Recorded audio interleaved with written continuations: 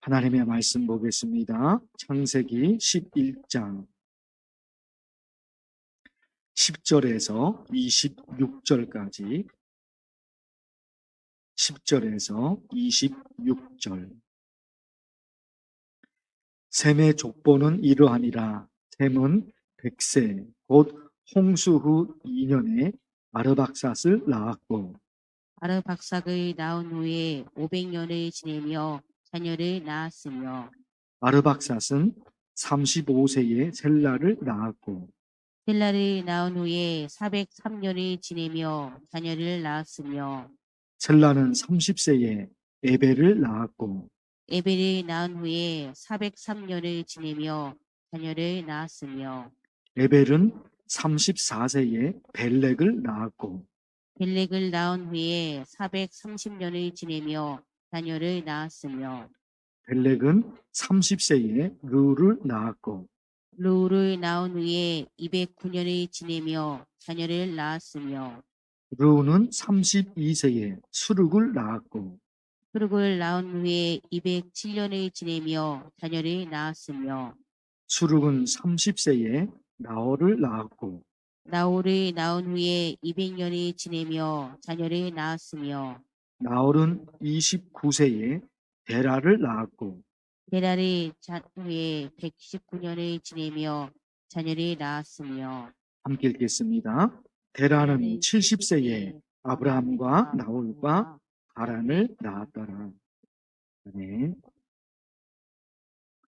오늘부터 주일까지 청년부가 수련회를 하게 됩니다.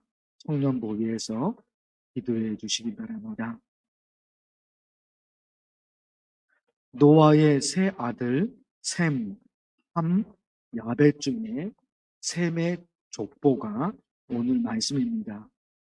셈의 족보가 누구에게 연결되는지 이 부분이 너무너무 중요하죠. 쭉 한번 보실 텐데 10절 말씀, 셈의 족보는 이러하니라. 오늘의 말씀이 무슨 말씀인지 10절에서 알려주죠. 셈의 족보를 쭉 이야기하겠다는 겁니다. 중요한 게 있어요. 그 셈의 족보가 누구를 향해 있느냐 하는 겁니다. 쭉 보시면 셈의 족보는 이러하니라. 셈은 백세 곧 홍수 후 2년에 아르박삿을 낳았고 그리고 11절 건너뛰어서 12절 아르박삿은 35세에 셀라를 낳았고 쭉 이어지죠. 13절, 14절, 15절, 16절 맨 마지막에 26절 데라는 70세에 누구를요? 아브람과 나홀과 하란을 낳았더라. 결국 오늘 말씀 셈의 족보인데 누구를 향해 있느냐? 아브람을 향해서 오늘 말씀이 기록됐죠. 믿음의 조상 아브람을 향해 있습니다. 오늘 말씀은 고대 인류 역사에 엄청나게 위대한 사람들이 많았죠. 그런데 너무나 안타깝게도 너무너무 위대하고 강하고 너무너무 재능이 있고 그런데요, 그들은 한결같이 하나님을 대적하는 사람들이었습니다. 어제 말씀 중 탑을 건설하여 그 탑 꼭대기를 하늘에 닿게 하여 누가요? 니무롯입니다. 가장 강력했던 사람, 그 당시에 니무롯입니다. 근데 하늘을 찌릅니다. 하나님과 싸우겠다는 거죠. 내 인생에 하나님은 필요 없다. 그 사람이 니무롯입니다. 그리고요, 우리 이름을 내고 하나님의 이름을 높여드리는 것이 아니라 자기 인정, 내가 얼마나 대단한 사람인가 그걸 내세우죠. 그 사람이 니무롯이라 말합니다. 니무롯의 뜻이 반역입니다. 반역. 순종하겠습니다. 따르겠습니다. 그 의미가 아니라 반역입니다.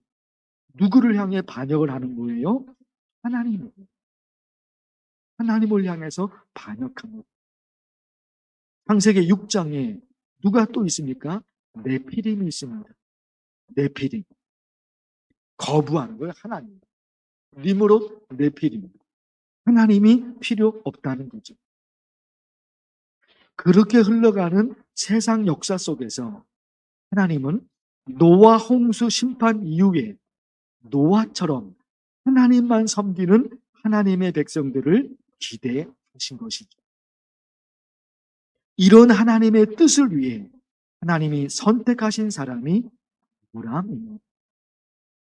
니므롯이 만든 세상이 아니라 하나님을 섬기며 하나님께서 정해놓으신 법에 따라 사는 착한 사람들의 세상을 하나님이 원하신 것이죠. 그래서 선택한 사람이 아브라함입니다. 하나님께서 아담과 하와에게 허락하신 에덴 동산과 같은 새로운 세상, 그 세상을 하나님이 원하셨죠. 무엇으로부터 시작이 되느냐? 내일 보실 말씀에 아브라함이 하나님의 말씀을 듣고 하나님이 보여주시는 땅으로 갑니다. 가나안 땅으로 가죠. 거기서 아브라함이 제일 먼저 뭘 합니까? 예배를 드립니다.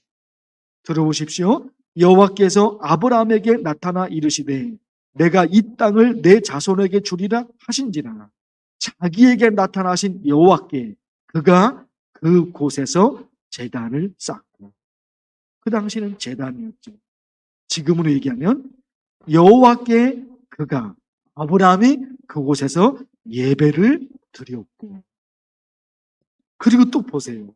거기서 베델 동쪽 산으로 옮겨 장막을 치니 서쪽은 베델이요 동쪽은 아이라. 그가 그곳에서 여호와께 제단을 쌓고 예배를 드리고 그 말씀이 계속해서 이어지죠. 결국 아브라함은 예배 중심의 삶을 선택한 거죠. 예배 중심의 삶. 창세기 8장에 노아가 방주에서 나와서 제일 먼저 무엇을 했냐? 노아가 여호와께 제단을 쌓고 번제로 제단에 드렸더니 노아도 방주에서 나오자마자 한 것이 예배였던 겁니다. 거기다가 삶의 중심에 뭐가 있느냐?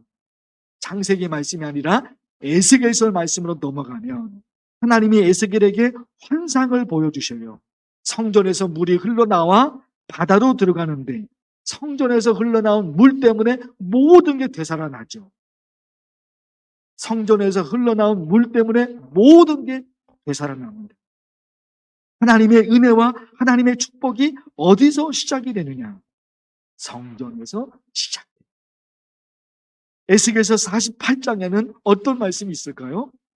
하나님께서 새로운 도시를 설계하는데 거기 보면요. 들어보십시오. 에스겔서 48장 10절. 그 중앙에 여호와의 성소가 있게 하고 새로운 도시를 건설합니다. 새로운 도시를 건설하는데 반드시 그 도시 한가운데 교회를 건축하라. 그 중앙에 여호와의 성소가 있게 하고, 그 말씀은 성전 중심의 삶을 말합니다. 오늘 여러분 우리 간절히 기도할 것입니다. 악한 세상이 흘러가고 있어요.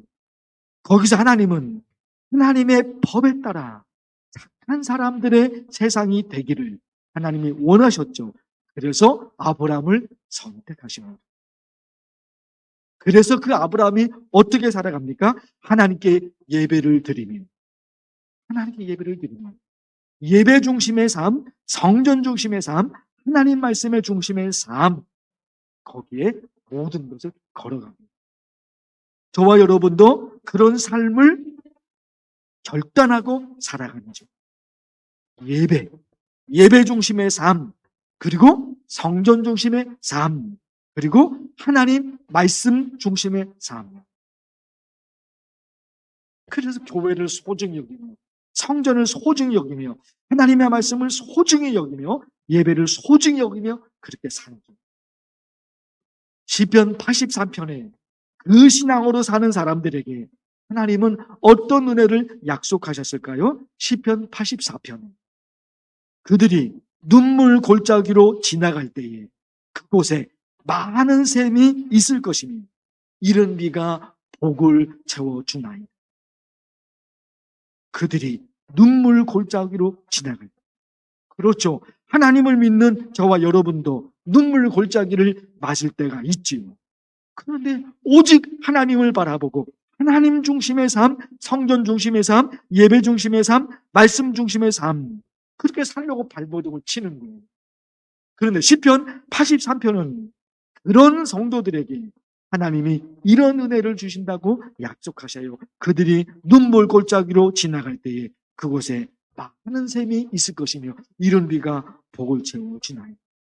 사랑하는 성도 여러분, 오늘 우리 또다시 예배 중심, 교회, 성전 중심, 말씀 중심, 그 신앙으로 제가 또다시 달려가겠습니다. 그런 저에게 하나님의 은혜를 내려주세요. 간절히 기도하면 좋겠어요. 주의 이름을 부르면서 기도합니다. 주여!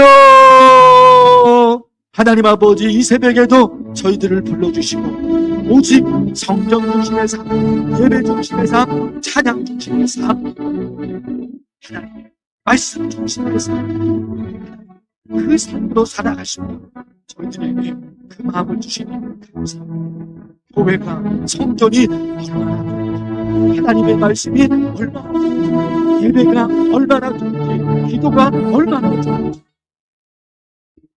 그것을 알게 하시고 그것을 알게 하시고 그렇게 살아가시고 그들에게 하나님의 어떤 은혜를 약속하셨습니다.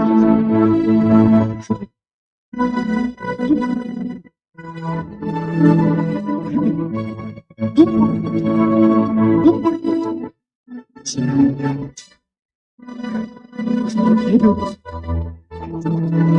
기도로 찬양으로 살고 찬양으로 살고 그들의 그곳에 하나님의 샘이 있습니다. 이런 일을 채워주는 말씀이 그 말씀의 은혜가 하나님께서 이곳에서 오신 이 성전, 하나님 이곳에서 오신 이 교회를 통해서 이 교회를 들어오고 나가는 모든 하나님의 은혜를